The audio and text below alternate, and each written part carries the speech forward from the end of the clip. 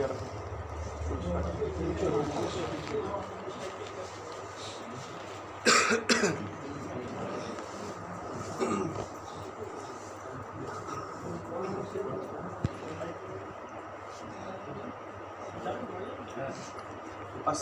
আলাইকুম ওয়া রাহমাতুল্লাহি ওয়া বারাকাতুহু। ভালো আছেন সব? খুব সর্দি দুদিন ধরে ভুগছি আর কি, গলা সেরকম।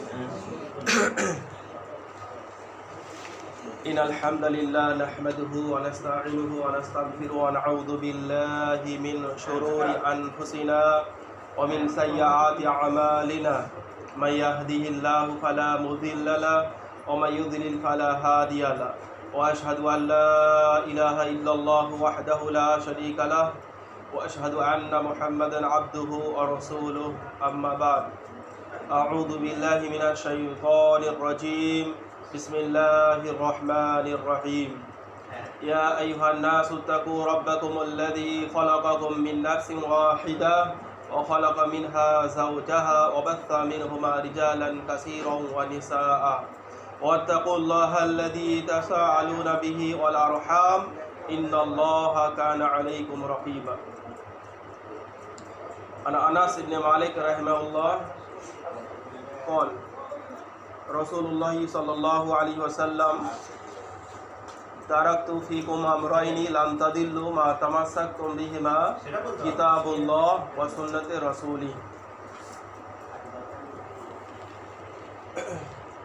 প্রশংসা আল্লাহ সুবহানাহু ওয়া তাআলার জন্য, সালাম এবং শান্তি বর্ষিত হোক সর্বশেষ এবং সর্বশ্রেষ্ঠ নবী মুহাম্মদ সাল্লাল্লাহু আলাইহি ওয়াসাল্লামের উপর। সকলে একবার দরুদ ইব্রাহিম পাঠ করুন। আল্লাহুম্মা সাল্লি আলা মুহাম্মাদ ওয়া আলা আলি মুহাম্মাদ কামা সাল্লাইতা আলা ইব্রাহিম ওয়া আলা আলি ইব্রাহিম ইন্নাকা হামিদুম মাজিদ। আল্লাহুম্মা বারিক আলা মুহাম্মাদ ওয়া আলা আলি মুহাম্মাদ কামা বারাকতা আলা ইব্রাহিম ওয়া আলা আলি ইব্রাহিম ইন্নাকা হামিদুম মাজিদ। সহিহ মুসলিম শরীফে হাদিসে আসছে, যে ব্যক্তি আল্লাহ রাসূলের উপরে একবার দরুদ পাঠ করবে আল্লাহ সুবহানাহু ওয়া তাআলা তার উপরে 10টা রহমত বর্ষণ করে। কটা? 10টা রহমত নাযিল করে একবার পাঠ করে। এবং এই মজলিস কিয়ামতের দিনে উপকারের কারণ হবে, যে মজলিসে আল্লাহ তাআলার গুণগান করা হয় এবং আল্লাহ রাসূল সাল্লাল্লাহু আলাইহি ওয়াসাল্লামের উপরে দরুদ পাঠ করা হয়, সেই মজলিস। এবং যে মজলিসে আল্লাহ তাআলার কোনো গুণগান করা হয় না, রাসূল সাল্লাল্লাহু আলাইহি ওয়াসাল্লামের উপরে দরুদ পাঠানো হয় না, সেই মজলিস কিয়ামতের দিনে আফসোস এবং লোকসানের কারণ। যে কোনো মজলিসে আল্লাহ তাআলার জিকির আর নবীর দরুদ বেশি বেশি, এবং নবীর নাম যতবারই আমরা শুনবো তখন তো সাল্লাল্লাহু আলাইহি ওয়াসাল্লাম আসবে, একটা দরুদ আসবে। তো আলোচনা সংক্ষিপ্ত সময় মোটামুটি প্রায় আধ ঘন্টার মতো আর কি আছে। সেই আধ ঘন্টার সময় সংক্ষিপ্ত আল্লাহ এবং তার রাসূলের আলোচনা হবে, কোরআন এবং হাদিস থেকে আলোচনা হবে ইনশাআল্লাহ। আল্লাহ সুবহানাহু ওয়া তাআলা দ্বীন ইসলামকে কমপ্লিট করেছেন। আল্লাহ সুবহানাহু ওয়া তাআলা দ্বীন ইসলামকে কমপ্লিট করেছেন। আর এই দিনের মধ্যে কোনো বাড়ানো নেই, কোনো কমানো নেই। অর্থাৎ এই ইসলামের মধ্যে কাউকে আল্লাহ তাআলা এই এখতিয়ার দেয়নি যে ইসলামটাকে বাড়াবে অথবা এ থেকে কোনো কমাবে। এমনকি যার উপরে এই ইসলামটা নাজিল হয়েছে কোরআন এবং হাদিস, তার কাছেও এখতিয়ার ছিল না যে তিনি নিজে ইচ্ছায় কিছু রচনা করবেন বা কিছু বাড়াবেন। তিনি কে? মুহাম্মদ সাল্লাল্লাহু আলাইহি ওয়াসাল্লাম। কারণ সূরা হাক্কার শেষের আয়াতের দিকে আসছেন, ওখানে দেখবেন ওয়ালাউ তাকাওয়ালা বাদাল আকাবিল লা খাযনা মিনহু বিল ইয়ামিন সুম্মা লাকাতানা মিনুল ওয়াতিন ফামা মিনকুম মিন আহাদিন আনহু হাজিজিন। আল্লাহ সুবহানাহু ওয়া তাআলা এখানে বলছেন, সে অর্থাৎ মুহাম্মদ সাল্লাল্লাহু আলাইহি ওয়াসাল্লাম যদি আমার নামে মানে আল্লাহ সুবহানাহু ওয়া তাআলার নামে কোনো কথা রচনা করে চালাতে যদি চেষ্টা করতো নবীজি, তাহলে আল্লাহ সুবহানাহু ওয়া তাআলা বলছেন যে আমি মুহাম্মাদের ডান হাতকে ধরতাম আর তার কণ্ঠনালীতে জীবন ধবনীকে কেটে দিতাম, অথবা তোমাদের মধ্যে এমন কেউ নেই যে তাকে রক্ষা করতে পারে। এটা নবীর ওপরে ডান, যে নবী নিজের ইচ্ছায় কিছু বলেননি। সূরা নাজমের মধ্যে আসছেন, কোরআনে কারিমের মধ্যে যখন সূরা নাজম পড়া হবে, এটা কুরআনুল কারিমের 53 নম্বর সূরা। এই সূরা 3 এবং 4 নম্বর আয়াতে আল্লাহ তাআলা বলছেন, ওমা ইয়ানতিকু আনিল হাওয়া ইন হুয়া ইল্লা ওয়াহয়ু ইউহা। আল্লাহর নবী সাল্লাল্লাহু আলাইহি ওয়াসাল্লাম নিজের হাওয়া থেকে, নিজের নফস, নিজের ইচ্ছা থেকে, নিজের প্রবৃত্তি থেকে কিছুই তিনি বলতেন না। ইন হুয়া ইল্লা ওয়াহয়ু ইউহা, তিনি তাই বলতেন যা তার প্রতি প্রত্যাদেশ হতো, ওহী নাজিল হতো, তিনি তাই বলতেন। এই আয়াত থেকে পরিষ্কারভাবে স্পষ্ট যে আল্লাহ নবী সাল্লাল্লাহু আলাইহি ওয়াসাল্লাম তিনি ওহী ছাড়া কিছু বলতেন না, তিনি ওহী ছাড়া কিছু বলতেন না। এটা হলো দ্বীন ইসলাম, মানে আল্লাহ তাআলা কমপ্লিট করে দিয়েছেন। সেটা যেটা আমি পূর্বেই বলেছিলাম, সেটা হচ্ছে কোরআনুল কারিমে আল্লাহ তাআলা বলেছেন সূরা মায়দার 3 নম্বর আয়াতে, যেটা বিদায় হজের ভাষণে আল্লাহ নবী 9 জিলহজ ওই দিন আল্লাহ নবী সাল্লাল্লাহু আলাইহি ওয়াসাল্লাম শুক্রবার দিন সমস্ত সাহাবাকে সাক্ষী রেখে সামনে আল্লাহ নবী বলেছেন যে আল ইয়াউমা আকমালতু লাকুম দীনাকুম ওয়া আতমামতু আলাইকুম নি'মাতি ওয়া রাদিতু লাকুমুল ইসলাম দীনা। আজ তোমাদের জন্য তোমাদের দিনকে পূর্ণাঙ্গ করলাম এবং ইসলামকে দিন হিসাবে মনোনীত করলাম, তোমাদের প্রতি আমার নিয়ামত সম্পূর্ণ করলাম। আল্লাহ তাআলা দিন ইসলামকে কমপ্লিট করে দিয়েছে। এই দিন ইসলামের মধ্যে কেউ কিছু এক অংশ, একটা চুল বাড়াতে পারবে না, এক চুল কমাতে পারবে না। এটা হলো এমন একটা দিন। এই ব্যাপারে বহু কোরআন হাদিস আছে। মানে সব থেকে মানে গুরুত্বপূর্ণ পয়েন্ট হলো এই আয়াত, দিন ইসলাম কমপ্লিট হওয়ার ব্যাপারে। এবং এই বিদায় হজের ভাষণে আল্লাহ নবী মুয়াত্তা ইমাম মালিকের মধ্যে একটা হাদিস এসছে, যেটা মালিক ইবনে আনাস রাহিমাহুল্লাহ তিনি বর্ণনা করছেন। তিনি বলছেন যে আল্লাহ নবী সাল্লাল্লাহু আলাইহি ওয়াসাল্লাম বলেছেন, তারাকতু ফিকুম আমরাইন, আমি তোমাদের মধ্যে দুটো জিনিসকে দিয়ে যাচ্ছি। কটা জিনিস? দুটো জিনিসকে দিয়ে যাচ্ছি। লান তাদিল্লু মা তামাসসাকতুম বিহিমা, যতক্ষণ পর্যন্ত এই দুটো জিনিসকে তোমরা আঁকড়ে ধরে থাকবে, কামড়ে ধরে থাকবে একদম। যেরকম এই দাঁতের এখান থেকে কামড়ে কোনো জিনিসকে যদি ধরা হয় সহজে মানুষ ছাড়াতে পারবে না, তো এই দাঁতের এই জিনিস দিয়ে তোমরা কামড়ে ধরে থাকবে, আঁকড়ে ধরে থাকবে। সেই দুটো জিনিস কি কি? একটা হলো কিতাবুল্লাহ ও সুন্নতে রাসূলি, একটা হলো আল্লাহ তাআলার কিতাব মানে আল কোরআন, একটা রাসূলের সুন্নাত মানে হাদিস বা সুন্নাত। এই দুটো জিনিসকে আঁকড়ে ধরতে বলেছেন আল্লাহ নবী সাল্লাল্লাহু আলাইহি ওয়াসাল্লাম। এর মধ্যে পরিপূর্ণ ইসলাম রয়েছে। এই ইসলামের মধ্যে যখনই মানুষ কী করবে না, বাড়াতে যাবে, সেটাই হবে বিদআত। সেটা কি হবে? বিদআত। তো সেটা যখনই করবে মানুষ ক্ষতিগ্রস্ত হবে। সেটা কী হবে? ক্ষতিগ্রস্ত। এই জন্য দ্বীন ইসলামের যা আমল দিয়েছে আল্লাহ সুবহানাহু ওয়া তাআলা কুরআনুল কারীমের মধ্যে এবং আল্লাহ নবী সাল্লাল্লাহু আলাইহি ওয়াসাল্লাম হাদিস মুবারকের মধ্যে যে হাদিস এসেছে আমলের, আকিদার, ইমানের, মানে সমস্ত লাইনে মানুষ যে ইবাদত করবে, এটা যদি করতে মানে চায়, সে করে উঠতে সাধ্য পাবে না, তার সাধ্যে মানে হবে না, সে পারবে না যদি করে উঠতে চায়। কিন্তু তারপরও দেখা যায় যে আমাদের সমাজে অকারণে বা কারণে, ইচ্ছায় অথবা অনিচ্ছায়, অজ্ঞতার কারণে অথবা জাহেলিয়াতের কারণে মানুষ এমন কিছু আমল করে যেটা কোরআন এবং হাদিসের মধ্যে এমন অনেক কিছু আমল পাওয়া যায় না, তারপরও মানুষ করে। জাহেলিয়াতের মানে অবস্থা এমন, মানে না জানার কারণে, অজ্ঞতার কারণে মানুষ করছে আর মনে করছে যে এটা দ্বীন ইসলাম, মনে করছে মানুষটা আল্লাহ তাআলাকে সন্তুষ্ট করছে, মনে করছে এটা আল্লাহর নবীর তরিকা। এই মনে করে মানুষটা করছে, এটাকে বিদআত বলা। অর্থাৎ নেকি করার উদ্দেশ্যে কোনো আমল যদি মানুষ করে, নেকি কে সন্তুষ্ট হবে না? আল্লাহকে সন্তুষ্ট করার জন্য, ভালো নিয়তে। তাহলে প্রত্যেকটা বিদআত শুরু হয় কিন্তু কোনো খারাপ নিয়তে নয়, ভালো নিয়তে মানুষ শুরু করে প্রত্যেকটা বিদআত।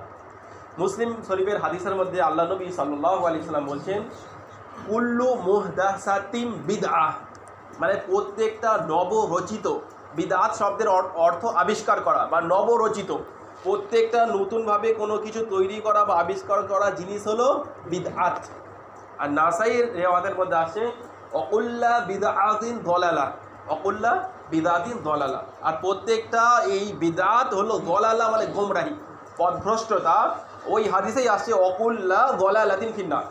আর প্রত্যেকটা পথভ্রষ্টের ঠিকানা হলো জাহান্নাম। প্রত্যেকটা পথভ্রষ্টের ঠিকানা কি? জাহান্নাম। তাহলে বিদআত হলো পথভ্রষ্ট, আর পথভ্রষ্টের ঠিকানা হলো জাহান্নাম। এটা হলো বিদআত সংক্ষেপে। এই দ্বীন ইসলামে এটা বলা, এটা খুবই দরকার, এগুলো জানা খুবই দরকার। কেন? আমাকে এই উদ্দেশ্যে বিদআতকে জানতে হবে যাতে বিদআত আমার উপরে ছেয়ে না পড়ে, আমি বিদআত করে না বসি। আমি এমন একটা আমল করলাম যেটা কোরআন হাদিসে পাওয়া যাচ্ছে না, তো সেই আমলটা যদি করি নেকি মনে করে আল্লাহর কাছে সন্তুষ্ট, এটা আল্লাহ নবী বলছেন বিদআত। আর বিদআতের ঠিকানা হলো জাহান্নাম। তাহলে বিদআত করে মানুষ কোথায় যাবে? জাহান্নামে। মনে করছে আল্লাহর ইবাদত করছে, অথচ যে মানুষটা ইবাদত করছে না তার ব্যাপারে এই কথাটা আসছে না। একটা মানুষ নিস্তুপ মানে চুপ রয়েছে, সে করছে না আমলটা, সে যতটা সুন্নাত সেই মোতাবিক করছে, সে বাড়াবাড়ি করছে না, তাহলে তার জন্য জান্নাত আছে। কিন্তু যখন বিদআত করবে তখন এর জন্য জাহান্নাম হবে। এবং আল্লাহ নবী কাল কিয়ামতের দিনে হাউজে কাউসারে যখন উম্মতকে পান করাবেন, এক ফেরেশতারা কী করবে? ধাক্কা মেরে মেরে উম্মতকে সরিয়ে দেবে। আল্লাহ নবী চিনতে পারবেন তাদেরকে। কী কারণে চিনতে পারবেন? এক হাদিসের মধ্যে এসেছে যে অজুর অঙ্গগুলো ঝলঝল করবে, তাদের সামনে, আমার উম্মতের সামনে একটা সামনে নূর থাকবে, এটা দেখে আমি চিনতে পারবো এরা আমার উম্মত।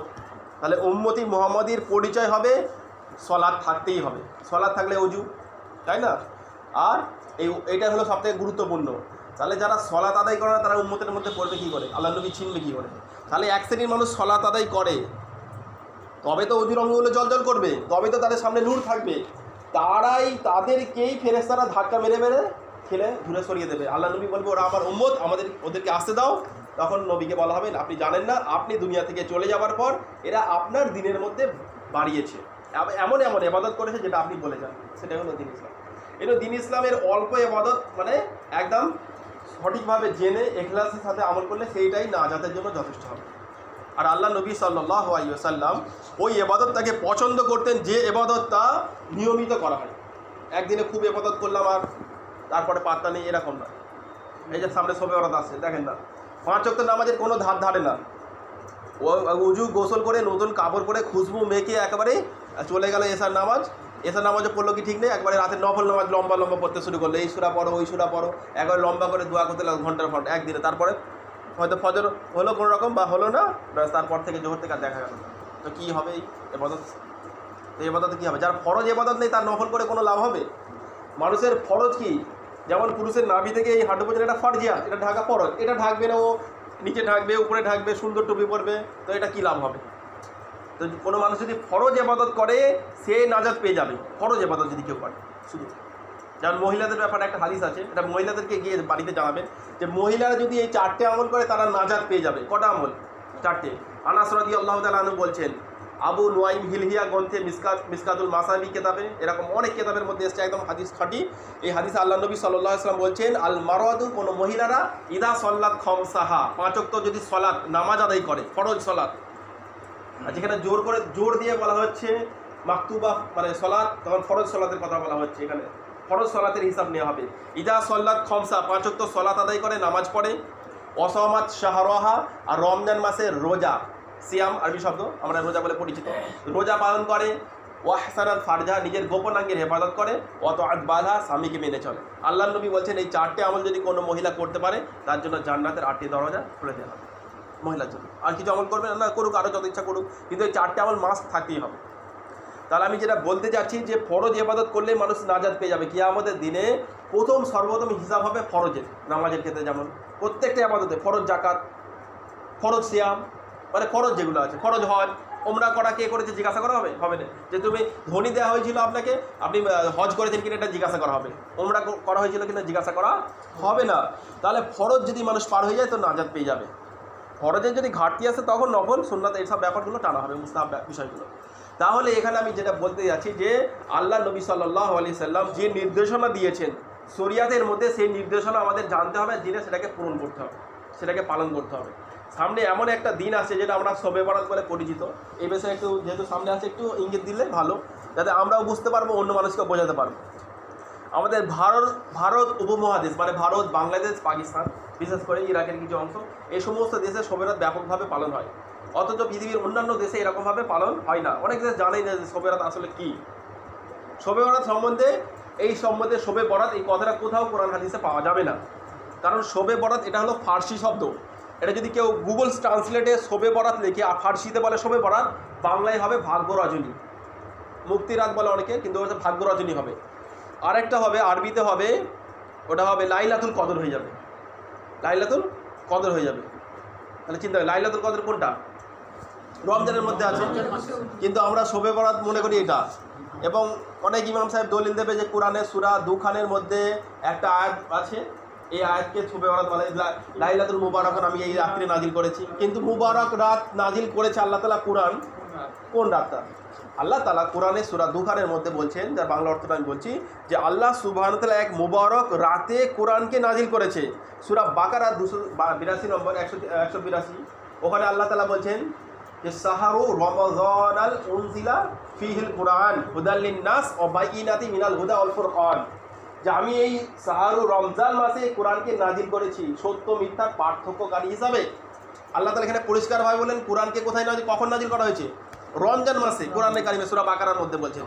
এটা শুধু কোরআনে নয়, এটা একটাও নয়, আরেকটা দলিল আছে, সেটা কি? সূরা কদরের একদম পরিষ্কারভাবে, ইন্না আনজালনাহু ফি লাইলাতুল কদর, লাইলাতুল কদর আমি কোরআনকে অবতীর্ণ করেছি। যে লৌহে মাহফুজ থেকে এই কোরআনকে প্রথম আসমানে প্রথম যে অবতীর্ণ করা হয় সেটা হলো কি লাইলাতুল কদর। তো লাইলাতুল কদর কবে? রমজান মাসের বিজোড় মাসগুলো বা জোরও হতে পারে, ওটা অনেক রকম মত, কিন্তু রমজান মাসের মধ্যে। তাহলে এটা শোবে পড়াতে কীভাবে হবে? কিন্তু অনেকে ব্যাখ্যা করে থাকেন, আসলে কোরআনে ওরকমভাবে কোনো উল্লেখ নেই। কিছু হাদিস আছে, কিছু জয়ীফ মানে জাল হাদিস, যেটা এটাও সমাজের মানুষকে জানতে হবে, জাল জয়ীফ হাদিসও কিছু আছে। সেই হাদিসের মধ্যে কিছু ফজিলত বলা হয়, তো সেই ফজিলতে আমল, ওটা যখন সহিহ হাদিস হবে আর হাসান হবে সেই সমস্ত আমলযোগ্য হবে, সেগুলো হচ্ছে আমল করতে হবে। তাহলে শবে বরাতের ব্যাপারে কিছু আছে, একটা হাদিস আছে, যেমন এই 14ই শাবান রাতে 15ই শাবান রাতে এই দিনে মানুষকে আমভাবে ক্ষমা করে দেওয়া হয়। কীভাবে? আমভাবে, মানে কেউ যদি ঘুমিয়ে থাকে তাকেও ক্ষমা করে দেওয়া হবে, আর কেউ যদি জেগে থাকে তাকেও ক্ষমা করা হবে, আর যে ব্যক্তি ইবাদত করছে তাকেও ক্ষমা করে দেওয়া হবে। কীরকম? এই দুই ব্যক্তি ছাড়া সবাইকে আমভাবে ক্ষমা করে দেওয়া হয়। একটা রেওয়াতে রয়েছে, একটা কি? একটা হলো যে ব্যক্তি শিরক করছে না, আল্লাহ সুবহানাহু ওয়া তাআলার সাথে কাউকে শরীক করছে না, আর 2 নম্বর কেউ হাসাদ মানে হিংসা করছে না, কারোর প্রতি হিংসা রাখে না, কাউকে সম্মানিত করেছে তার জন্য আমার হিংসা নেই, কাউকে মালদার করেছে তার জন্য হিংসা নেই, মানে দুনিয়ার লাইনে কোনো তার অন্তরের মধ্যে কোনো হিংসা নেই, হাসাদ নেই। তো এই মানুষটা দুটোকে ব্যতি রেখে বাদ দিয়ে বাকি সবাইকে আমভাবে কী করা হয়? এটা একটা ফজিলত আছে, সে ইবাদত করুক আর না করুক। তাহলে আমাদের করণীয় এখন কি না, শিরক থেকে বাঁচা। উনি কিছু শিরক বলেছেন কি, তো শিরক থেকে কী করতে হবে না, বাঁচতে হবে আমাদের, এটা হলো করণীয়। শিরক কি এটা জানতে হবে। এই শিরকের ব্যাপারে আলোচনা হয় না, শিরক আলোচনা হয় যে শিরক করলে মানুষ জাহান্নামে যাবে, যে শিরক করলে কি হবে, আল্লাহ তাআলা জান্নাতকে হারাম করে দেবে, এই সমস্ত আলোচনা হয়, অর্থাৎ শিরকের ভয়াবহতা আলোচনা হয়। শিরক করলে কি হবে, শিরকের ডেফিনেশন মানে সংজ্ঞা আলোচনা করা হয়, যে কোনটাকে শিরক বলে। যে আল্লাহ তাআলার জায়গায় অন্য কাউকে বসানো, উনি বলছিলেন একটা কথা, যে আল্লাহ তাআলার সঙ্গে ওই একটা মহিলা উদাহরণ দিয়ে দিলেন। হ্যাঁ, তো শিরক হলো এমন একটা গুনাহ যে আল্লাহ সুবহানাহু ওয়া তাআলা কখনো ক্ষমা করবেন না। উনি অনেক আয়াত বললেন, ইন্না শিরকা লাযুলমুন আযীম, যে নিশ্চয়ই শিরক হলো চরম গুরুতর অপরাধ, শিরক হলো এমন একটা মহা অপরাধ যে আল্লাহ তাআলা সব গুনাহ বান্দা চাইলে মাফ করে দেবে, কিন্তু শিরকের অপরাধ ক্ষমা করবে না। কিন্তু শিরক আমাদের বেছে বেছে জানতে হবে যে শিরক কোনটা, শিরক কিসে কিসে হয় এটাকে জানতে হবে। সংক্ষেপে শিরকের কিছু কথা আমি বলি।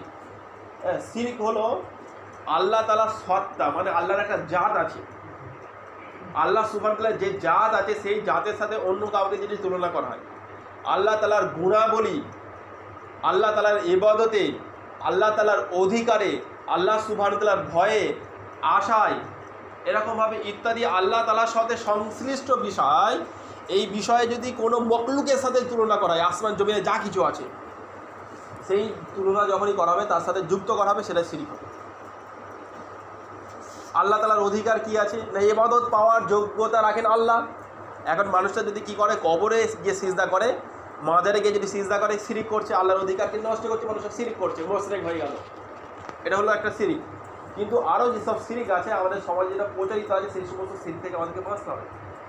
যেমন একটা মানুষ একটা ধরনের একটা ব্যথা হয়েছে, তো হাতে একটা সুতো বেঁধে দিল যে সুস্থতা লাভ করবে, তাই না?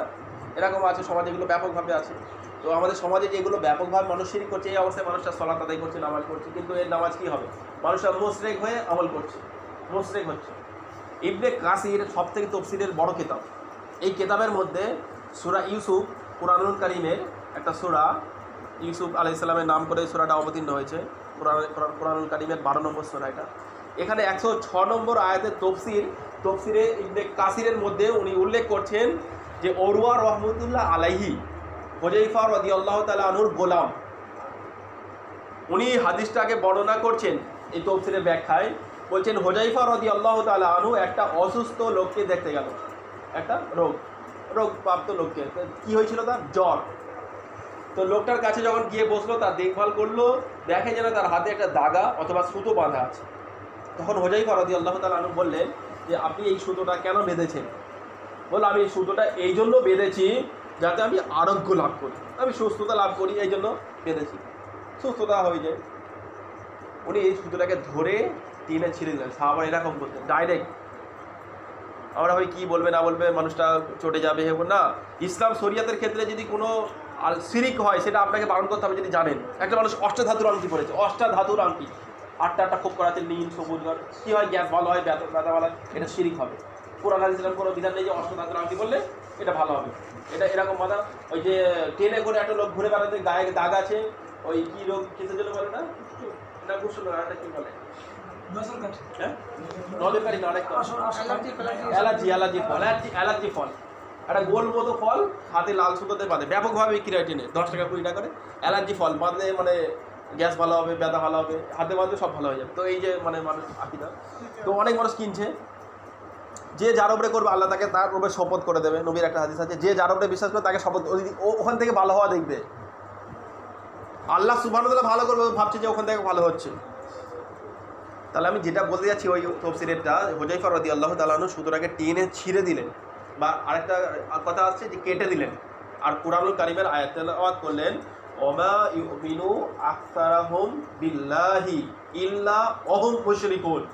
অধিকাংশ মানুষ এক আল্লাহ তাআলার উপরে বিশ্বাস করে, কিন্তু তারপরও মুশরিক, মানুষটা শিরক করে ফেলেছে। তাহলে একটা মুসলমানের সর্বপ্রথম দায়িত্ব হলো তাকে শিরক থেকে বাঁচতে হবে।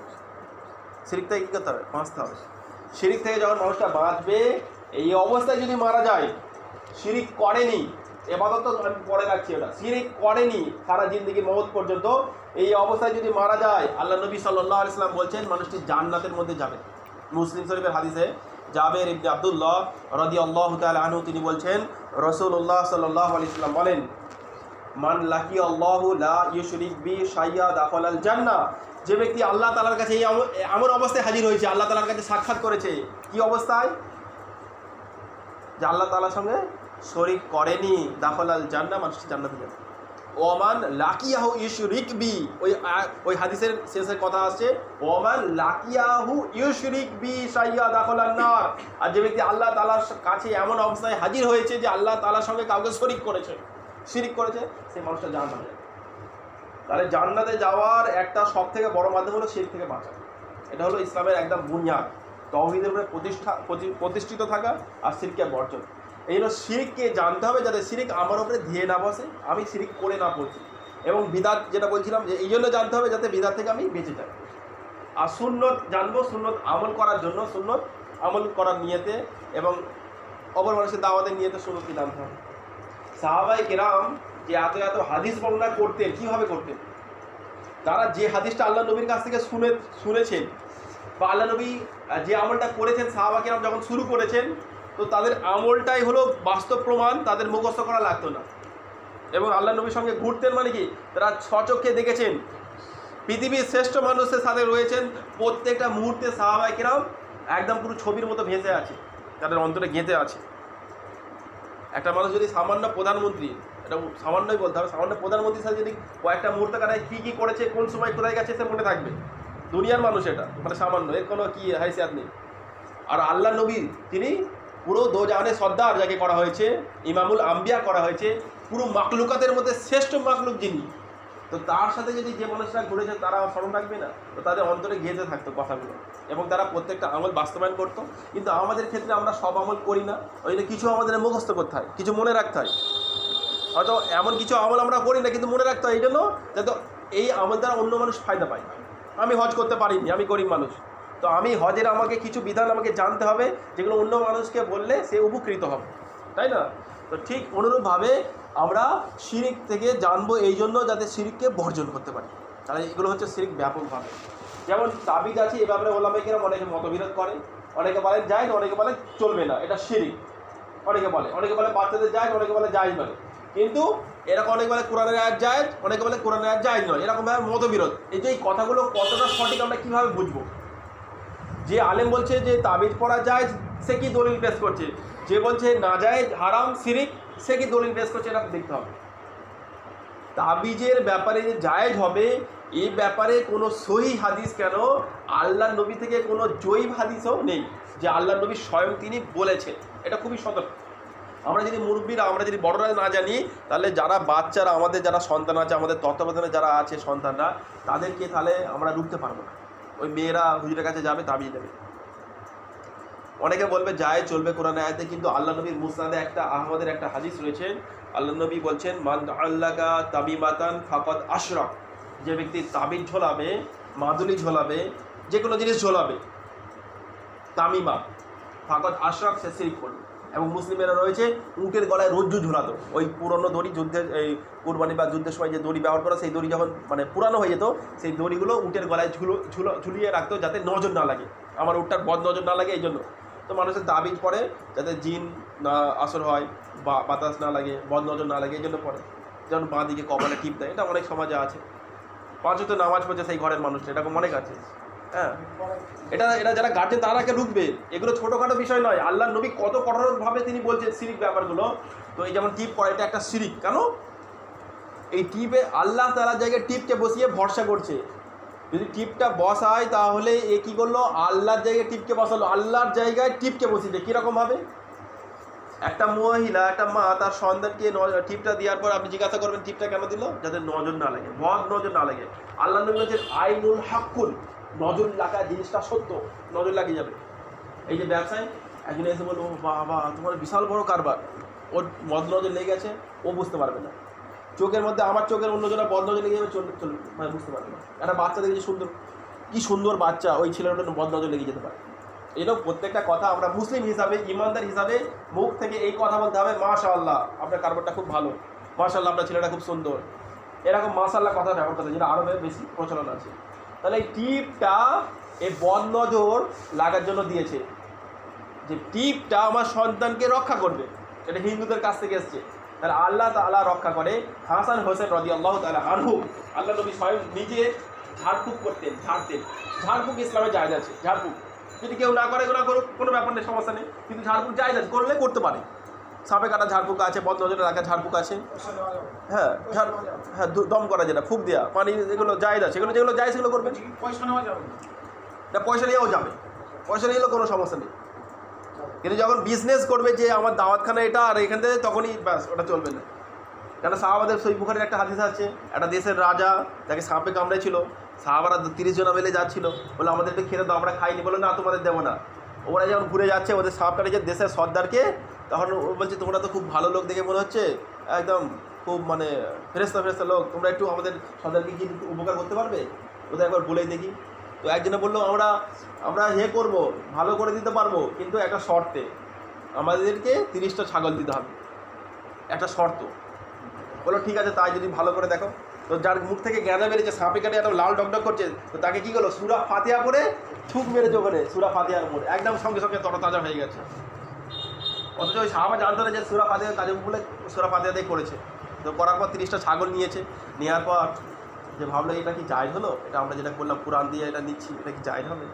তো বললো তাহলে আল্লাহ নবীর কাছেই নিয়ে যায় ছাগলগুলোকে, তাড়িয়ে তো সব ছাগল তাড়িয়ে কোথায় নিয়ে গেল? আল্লাহ নবীর দরবারে। তো আল্লাহ নবীকে জিজ্ঞাসা করলেন, বললো ওতে আমারও একটা অংশ রাখবো, আমিও তোমাদের সাথে আছি ওই ছাগলের মধ্যে। তাহলে আর কোনো সন্দেহ, নবী যখন থাকবে তাহলে আমরাও নিতে পারি, কোনো সমস্যা। তাহলে এটা জায়েজ আছে, ওলামা কেরাম বলেছে অবশ্যই জায়েজ আছে, করতে পারে। একটা মানুষ ফুক দিয়ে 500 টাকা কেন 1000 টাকা নিতে পারে, জায়েজ আছে, কোনো সমস্যা নেই। কিন্তু একটা মানুষ যখন তাবিজে নেবে, একটা শিরক পদ্ধতি, এটা চলবে না। তাহলে টিপটা একেবারে এটা চলবে না। আমাদের যারা নিজস্ব আমরা যারা এখানে আছি, আমরা বারণ করবো ইনশাল্লাহ। টিপটা একেবারে এটা ছোটোখাটো ভাববেন না যে এটা সামনে টিপ দিয়েছে তো কালি, ওর কী ব্যাপার, না কালি না, ওটা শিরক, ওটা জাহান্নামে যাওয়ার কারণ হয়ে যেতে পারে। যে গার্জেন তার সন্তান তো মাসুম, ওর কোনো বিধান নেই, ও যতক্ষণে সাবলেক হচ্ছে ওর বিধান নেই। কিন্তু আমরা আমাদের ছেলে মেয়েদেরকে ছোটোবেলা থেকে শিরক করে জন্মগ্রহণ করছি, এরকম অনেক আছে। আমি অত বলতে যাচ্ছি না, কিছু আমি হিন্টস দিলাম। তো তাবিজের ব্যাপারে একটা হাদিস আমি বললাম, এটা তাবিজ থেকে সতর্ক থাকবেন, তাবিজ একেবারে মানে ইউজ করা যাবে না, এটা হলো মূল কথা। এবং আবু হানিফা রাহিমাহুল্লাহ, তিনি ওস্তাদের ওস্তাদ ইমাম নাকি রাহিমাহুল্লাহ, তিনি বলছেন আমরা কোরআন ব্যাগের কোরআন এবং অন্য কিছু ছাড়া সমস্ত তাবিজকে বর্জন করতাম, না জায়েজ মনে করতাম, জায়েজ মনে করতাম না। আর যে সমস্ত তাবিজে সেই 786 কোথায় সংখ্যা কাউন্ট লেগে, আবার শয়তান, হামান, ফেরাউন এরকম নাম লিখেও মানুষ তাবিজ দিচ্ছে, এরকম খুলে দেখলে আশ্চর্য হয়ে যাবে। তাবিজ ভেবে গাছের মানে গুঁড়ো ঢোকানো আছে অনেক। যাই হোক, তো ওই সমস্ত থেকে আমাদের বর্জন হতে হবে। এরকম শিরক আলোচনা করতে দিলে ইনশাল্লাহ আমি মোটামুটি কমপক্ষে 1 থেকে 1.5 ঘন্টা শুধু শিরকের এরকম একটা করে বলতে থাকবে ইনশাল্লাহ, কিন্তু এখন আর তো সময় নেই। তো শিরক থেকে আমাদের বর্জন হতে হবে। আর মালা মানে বিয়ের সময় যেটা করে, হ্যাঁ বিভিন্ন রকম, ওগুলো তো মানে ইহুদি কালচার, এগুলো হচ্ছে। তো যে কমে যে অনুসরণ করবে সে তো সেই জাতির। আর বিদাত থেকে সতর্ক থাকতে হবে আমাদের, যাতে এই সমস্ত বিদাত থেকে আমরা বাঁচতে পারি। কারণ বিদাত যদি করে ফেলে মানুষ একটা জাহান্নামে যাওয়ার কারণ হয়ে যেতে পারে, কিন্তু চিরস্থায়ী জাহান্নাম হবে না। বিদাত করলে সে এক সময় জান্নাতে যাবে, কিন্তু শিরক করলে চিরস্থায়ী জাহান্নাম। তাহলে শিরিক বিদআত সম্বন্ধে আমাদের সংক্ষিপ্ত একটা ধারণা হলো যে শিরিক বিদআত। তো আমাদের সমাজে এই যে আমাদের এখানে দাওয়াতের যে এই বিষয়, এটা আমাদের প্রায় আলহামদুলিল্লাহ প্রত্যেক এরকম বাড়ি বাড়ি বা প্রত্যেক আমাদের এরকম কারখানা বলেন বা মসজিদে মসজিদে প্রত্যেক হাপ্তায় একটা করে এরকম দার্স দেওয়া হয়, যেখানে কোরআন এবং হাদিস থেকে আলোচনা করা হয়, মানুষ যাতে এর থেকে উপকৃত হোক। এক একটা বিষয়ের প্রতি যখন মানুষ আলোচনা করবে, ধরেন তাওহীদ সম্বন্ধে আলোচনা হবে বা শিরিক সম্বন্ধে